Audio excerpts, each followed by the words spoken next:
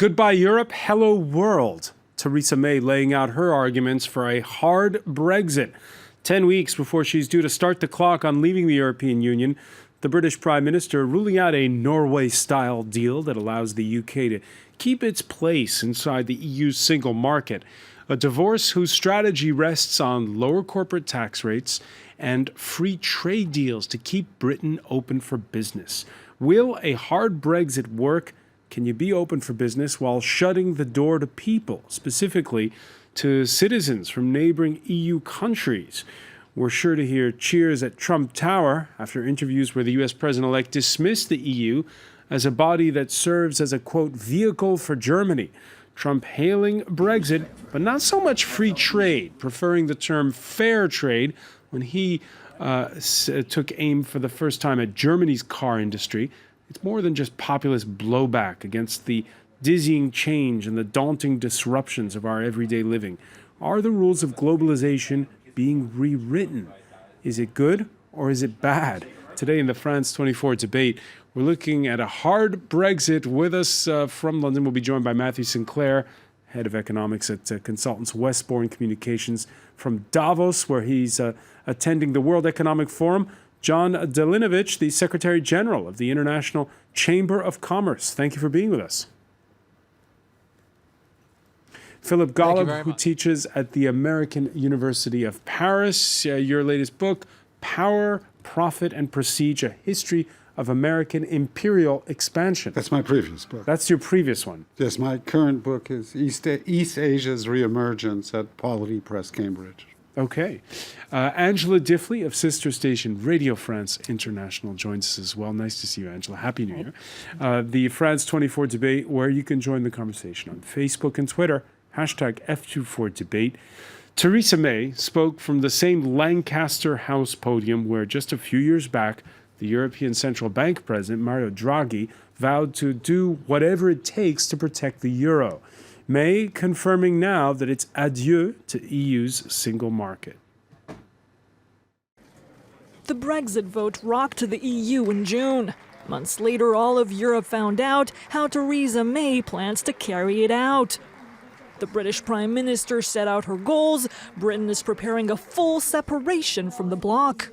We seek a new and equal partnership between an independent, self-governing global Britain and our friends and allies in the EU. Not partial membership of the European Union, associate membership of the European Union, or anything that leaves us half in, half out. May cited some of the reasons that led to the Brexit vote: discontent with directives coming from Brussels, a weakening local democracy, and record immigration. Among the consequences, the UK will limit the number of people arriving from the continent. It will negotiate the best possible trade deals, and the EU will be just one of many partners. Countries including China, Brazil and the Gulf states have already expressed their interest in striking trade deals with us. We've started discussions on future trade ties with countries like Australia, New Zealand and India. And President-elect Trump has said Britain is not at the back of the queue for a trade deal with the United States, the world's biggest economy, but front of the line. May says the UK wants to keep cooperating with the EU on key issues, such as security and foreign affairs. But she warned against those in Europe who want to punish Britain for leaving the Union. If EU countries attempt a punitive approach, they would only harm themselves. The Prime Minister added that in case of a bad deal, the UK would rather have no deal at all. In case of a bad deal, the UK would rather have no deal at all. Bit of brinkmanship when she says that, Angela Diffley. Yes, definitely. I think she's sounding very confident. Whether or not she really is underneath, I'm not sure. We're a long way from that little memo which was picked up on the camera a short time ago saying, have cake and eat it. This is really Britain striking out on its own, in her words. Remember a few weeks back there was that Economist cover, Theresa May, because she hadn't really spelled out what she said. Has she cleared the air? Well, in saying that Britain does not aim to be a member of the single market, yes, she's clarified that, and the Germans have already welcomed that. The customs union, it was a little bit more vague. But what does strike you is this attitude that Britain will get what it wants. And the bottom line is, she talked about being sure, it rests really on a gamble that the European Union is more keen to sell its good to Britain than to safeguard its underlying unity. She talked about, she hoped that they would want to sell their goods more than punish Britain to make a political point. It's not to make a political point. It's to safeguard the very union of the European Union. And it's a very big gamble. A very big gamble. You agree with that, Matthew Sinclair? I don't think it's a gamble at all, because I don't think the EU actually safeguards its political unity by punishing Britain.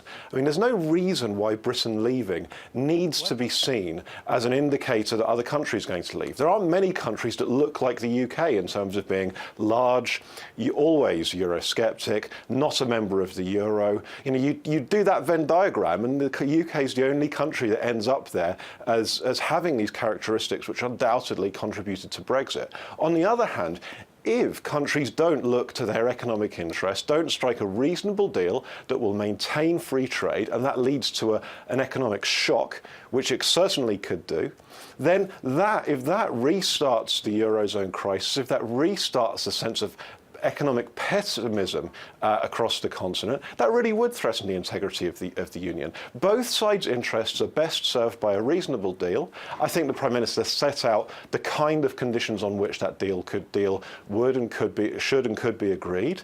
And I think the idea of her vagueness has always been a bit overstated, and now it's been put to rest. I think even on the customs union, I think there's a lot of clarity. The clarity was that she wanted that we weren't going to be part of the customs union to the extent it would inhibit other trade deals, but that we did want any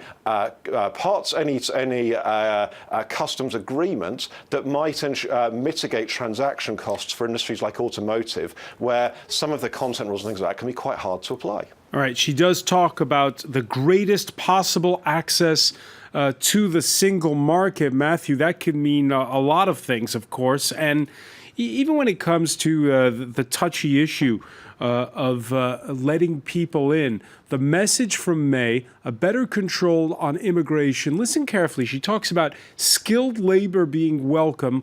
All others, well, it sounds like all others need not apply. We will continue to attract the brightest and the best to work or study in Britain. Britain is an open and tolerant country. We will always want immigration, especially high-skilled immigration. We will always want immigration from Europe, and we will always welcome individual migrants as friends. But the message from the public before and during the referendum campaign was clear. Brexit must mean control of the number of people who come to Britain from Europe, and that is what we will deliver. John Danilovich, how do you read that statement, and what do you think about Theresa May saying, well, we'll let in skilled labor, but all other EU immigrants no more, please? Well, I think we now know a lot more than we did previously, and we now know very clearly, to a certain extent, what Theresa May has in mind. Whether or not that is ultimately what transpires is another matter. I think the immigration issue is particularly sensitive, and this may well be a clear statement from the position of the Prime Minister. Whether or not that resonates on the continent, I think, is another matter. Whether it resonates on the continent, how is it going to resonate with the business leaders that you represent, this idea of, picking and choosing who gets to come inside the country?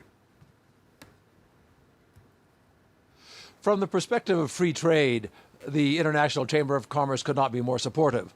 We believe in free trade, free markets, free enterprise. That's the essence of our organization, and indeed what we believe to be the essence of prosperity. The matter of a skilled labor force and the matter of free movement of peoples are in fact two different parts of a very complicated question. And I think it's complicated and difficult to demand a selective approach. Philip Gollab, what does your crystal ball tell you? Well, I think there are a number of different issues here. I'm not quite sure what global Britain actually might look like, or exactly what global Britain is. There was global Britain in the 19th century, but that was a global empire. It's not the configuration, world configuration today is quite different. However, I think there's something else which is, from a sociological perspective, I think it's important to look at the fact that there are common problems and common stresses and common pressures affecting all of the what we used to call the advanced industrial democracies. Some of them are veering away from democracy at this point. If you look at Eastern Europe, if you look at Poland, if you look at Hungary, you have a sociological trend that is rooted in processes that people think are linked, rightly or wrongly, to globalization, to Europeanization, to open markets, and to the changes, the fundamental changes in their social and living conditions that have occurred over the past 20 years. I think these are symptoms of, it's two possibilities. Brexit could be the symptom of the beginning of a historical process. She called it in her speech a vote for sovereignty. Yes, you see this everywhere. How you see it in different ways everywhere. There are different kinds of there are variations, national variations that we're seeing that differentiate country to country. But you do have sovereignist movements emerging, both throughout Europe, Eastern Europe and Western Europe. Marine Le Pen is a very good case of this in France, and you see it in the United States. Trump is a sovereignist.